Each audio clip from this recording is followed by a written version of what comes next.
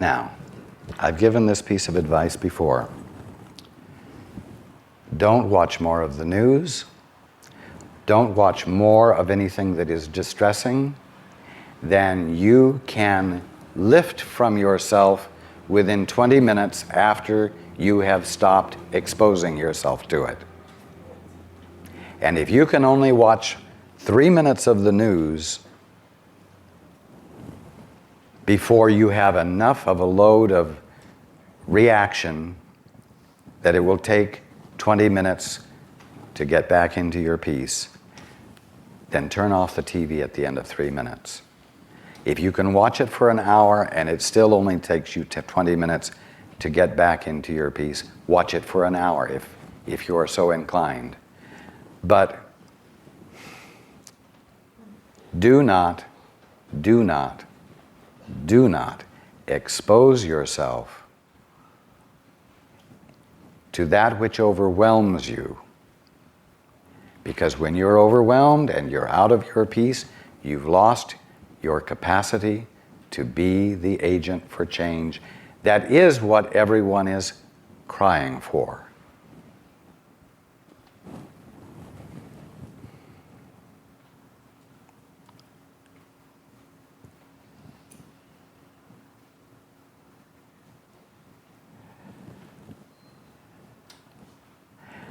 I am going to suggest a new word, a new or a broadened meaning for the word patriotism.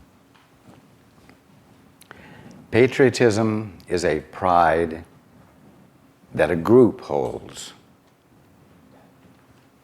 a nation. Let's expand that to global patriotism, world patriotism. What do patriots do? They stand together, don't they? They stand together in conscious appreciation of their unity, don't they? The only thing is that when it's national, it means that they stand together in appreciation of their unity against the rest. And the times are calling for worldwide unity being consciously felt as love for everyone in the world, so that unification brings into the world or embodies that which nurtures health in the unhealthy spots. Because love is what is motivating the actions. You see? Within that unity.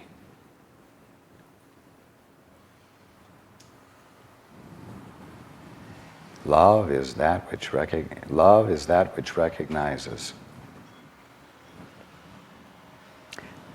Love is the willingness to recognize that which is real in each and everything. Everything. Everything is a wholeness. It's a oneness. And when a country has pride in what it is, it supports and nurtures what it is with its membership, you might say, its population.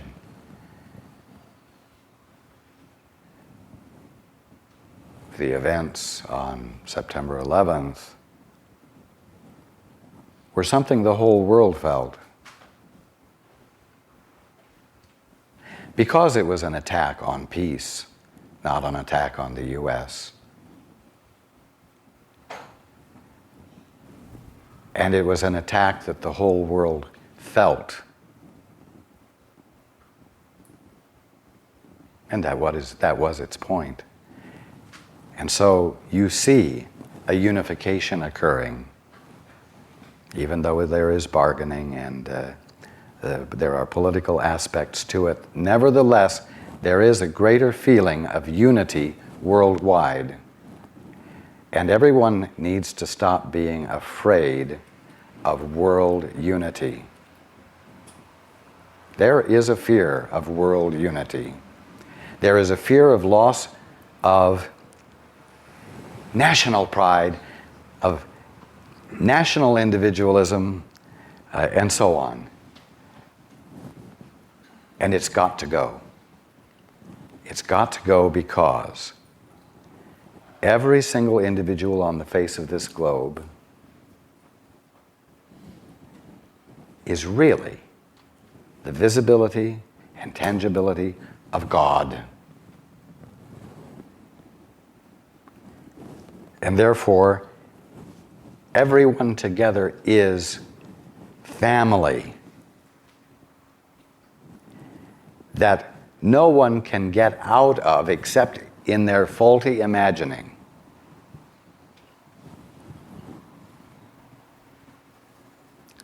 Don't be afraid to band together in unity, not against anything, but as a most desirable invitation to those who are still trying to be separate from the family to come back home into the family.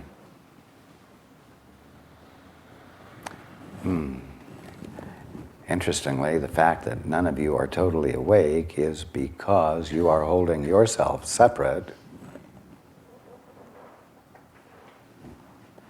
for pride, for the hit of experiencing imagined authority, for any number of reasons. And none of us who are awake have dropped any bombs on you yet, nor have we ferreted you out of your tiny little caves. But we do invite you, by helping you to see yourselves in a new way, as what you truly are, and helping you to see that this clearer view of what you are is safe for you, that it's not dangerous to give up your autonomy. It's not dangerous, because your individuality will not be lost in the process. And the specific uniqueness of the expression of God that appears as you is absolutely essential to the whole. And for it to dissolve or disappear would constitute the lessening of what God is, which is impossible. So you are being invited to come home into your right mind and experience unity.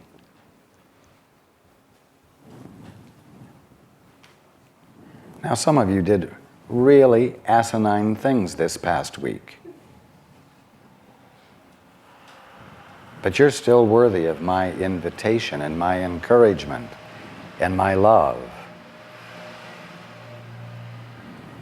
You know what? Osama is somebody's son.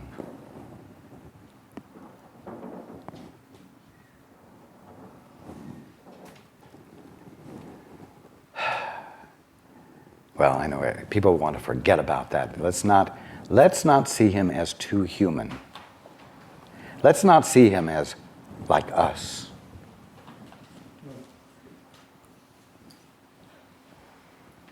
He is somebody's son who's worthy of being, let us say, worried about, concerned about, cared about, and willing to endlessly provide the encouragement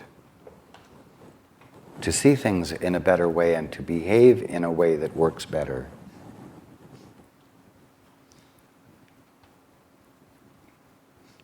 If you're worth it, he's worth it. And so when you come home and you yield to God and you say, "Thy will, not mine, be done," you will find all the things that you didn't do that you thought you did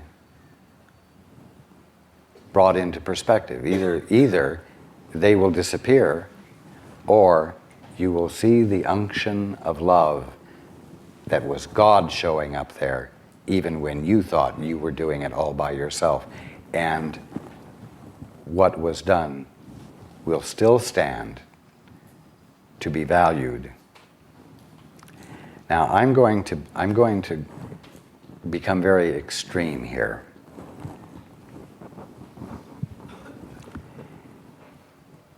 If enough people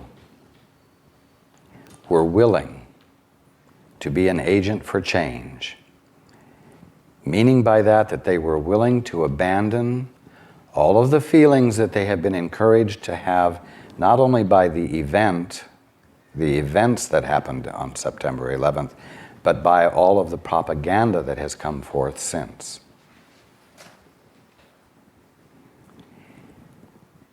And you listened for God's perspective,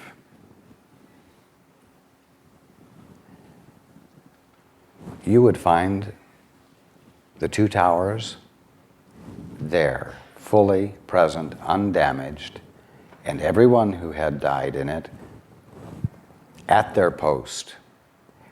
And the grief that everyone has been feeling since September 11th would vanish, even though a remembrance that the event occurred would remain.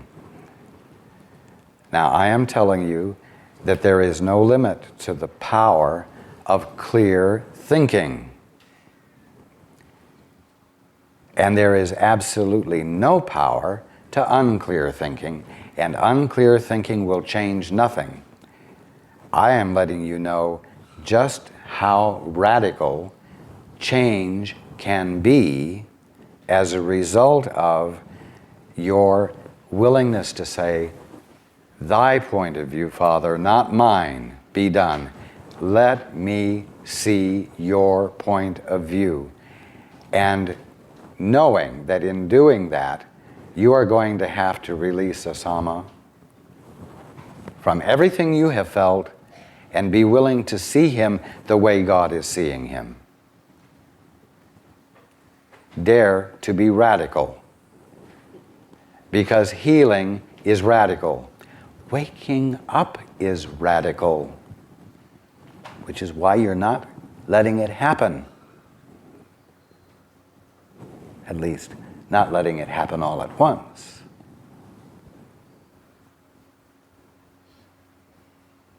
Nevertheless, I want you to be utterly clear on your, quote, power, unquote. The power for healing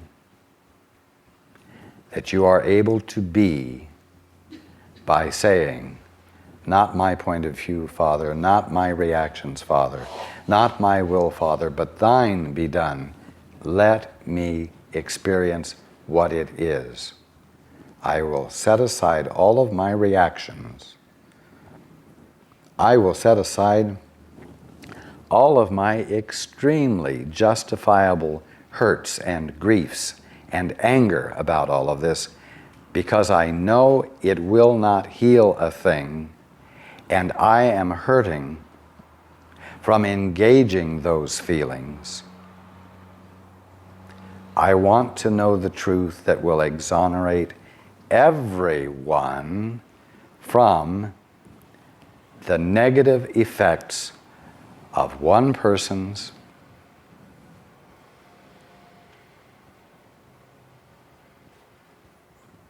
poor assessment of himself. And I am willing to see him the way you see him, Father, without reservation.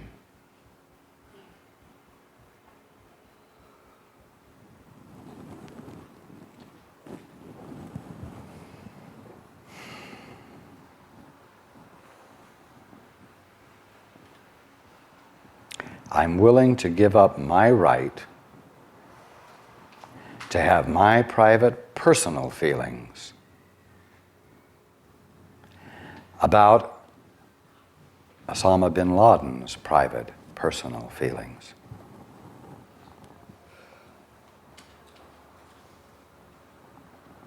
Because acting on the basis of personal feelings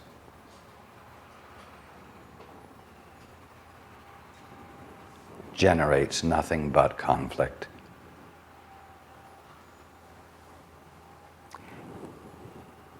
And as long as I am feeling conflict, as long as I am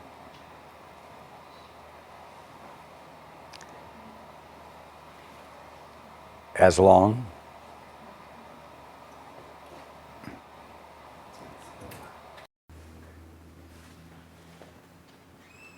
and as long as I am feeling conflict, I am miserable, which I choose no longer to be. And I know I cannot be an agent for healing. I refuse to remain within the confines of justice because I want healing.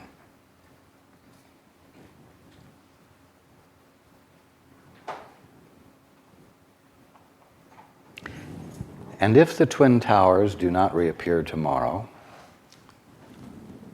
don't stop. Keep embodying your function because it does transform, and it means you're on the beam. You're not off target. You are fulfilling your divine function of what?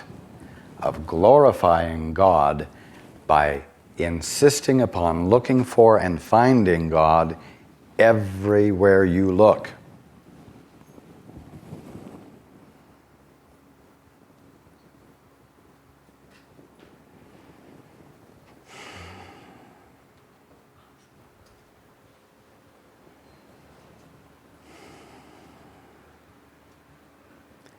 We will take a break.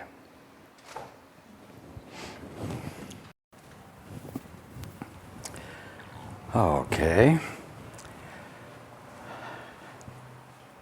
Hands.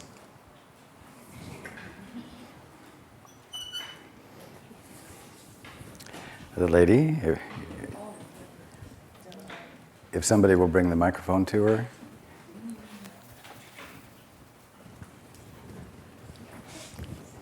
Back a row, yes.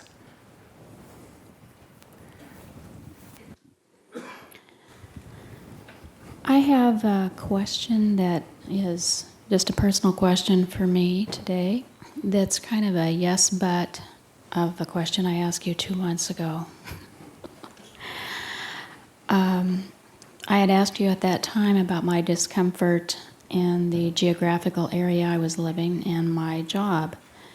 And you had given me the response that I needed to change my geographic area, but it would be best for me to remain in social work of some kind.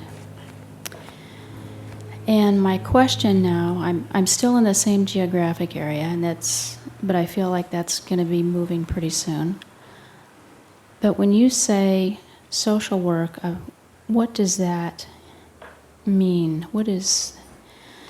Are we talking government social service? Are we talking anything to do with customer service relating to people? How do you see that? Most definitely in the area of working with people.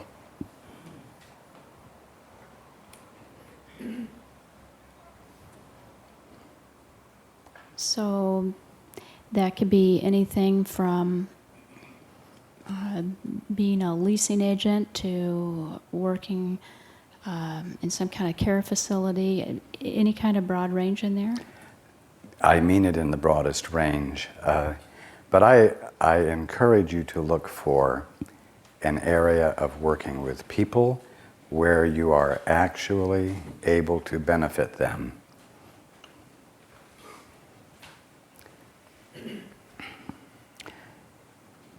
Where care or counseling of some sort is involved.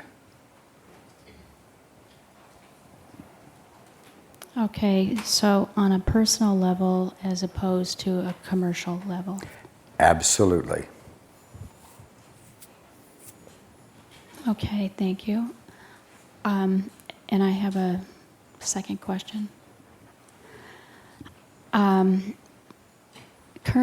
I am involved meeting people through the internet, and I would like to know if that's an appropriate, viable way for me to bring people into my life.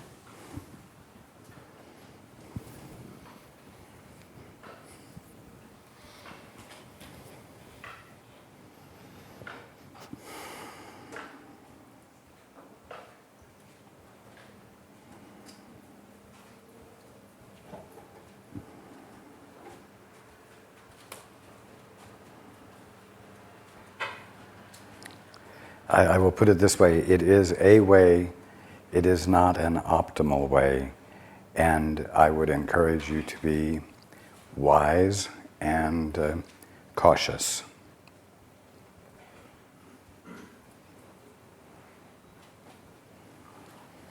Okay, thank you. You're welcome. Hands. The gentleman over here.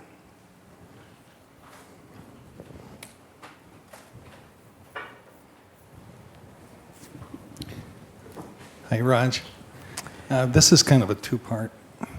And I just realized after the first part of this group what you said about the trade tower situation.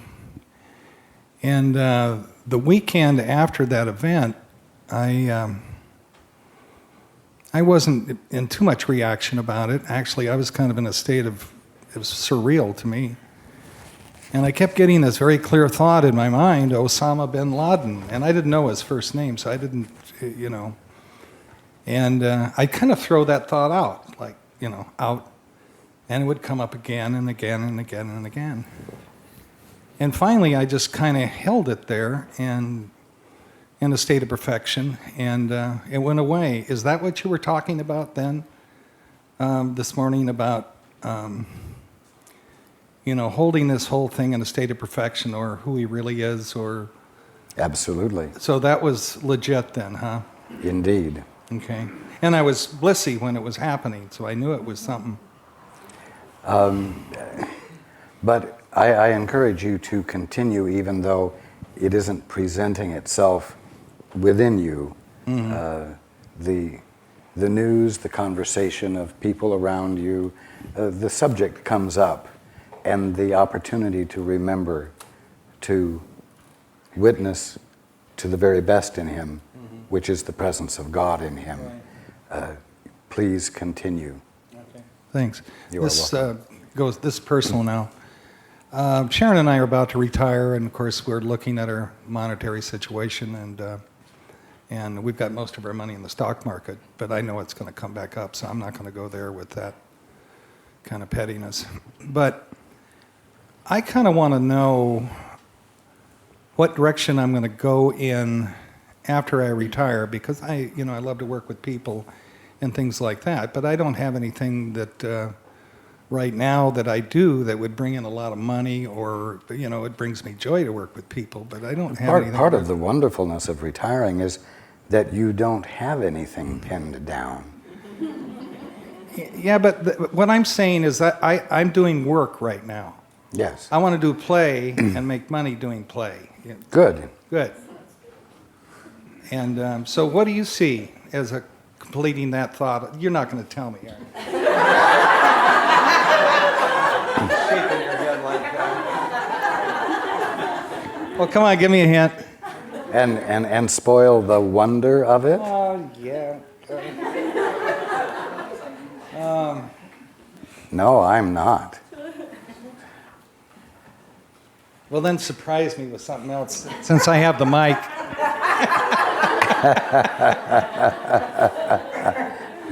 How about a surprise? I'm not here for your amusement. Oh, come on. Well, I ran out of questions then.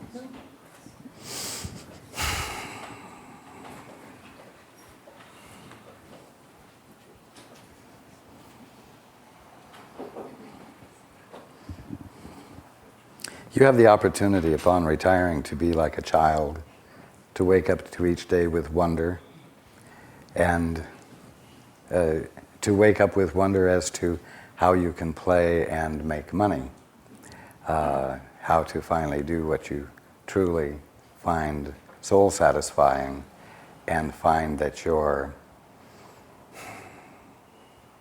wholeness manifests itself as needs met.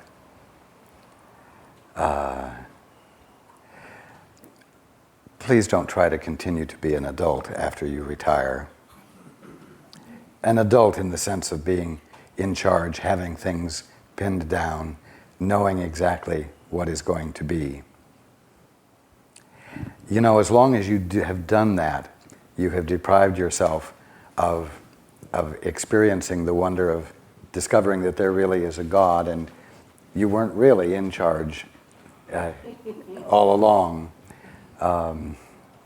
And it is a great relief to find that the Father's good pleasure to give you the kingdom is a fact.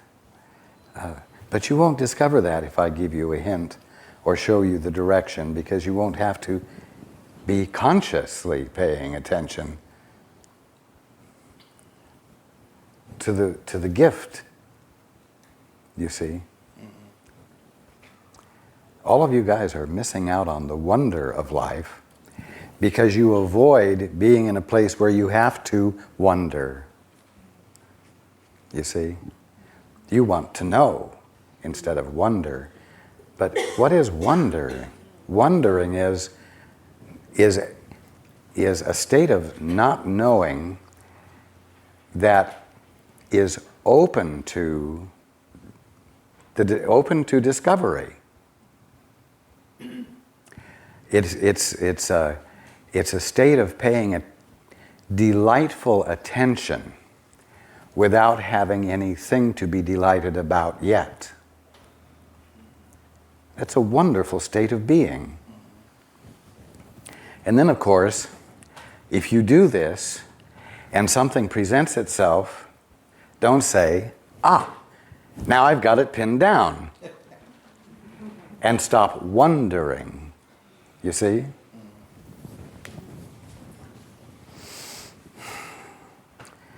Life is a delightful experience. It is supposed to be a delightful experience. But the sense of personal responsibility and the so-called consequences of not exercising responsibility well gets in the way of your being able to be delighted and open and trusting, you see?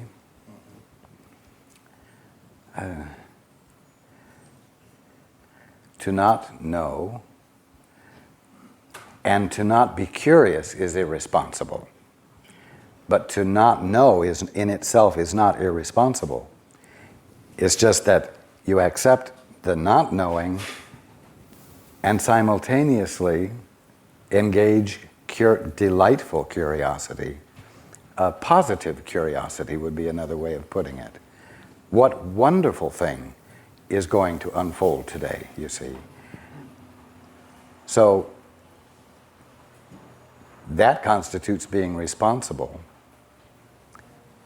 but not responsible personally, and therefore it does not constitute a responsibility that has consequences if you don't exercise the responsibility well, you see? And then you find out there is a God, and then you sigh a big sigh of relief, and you continue to be curious each day and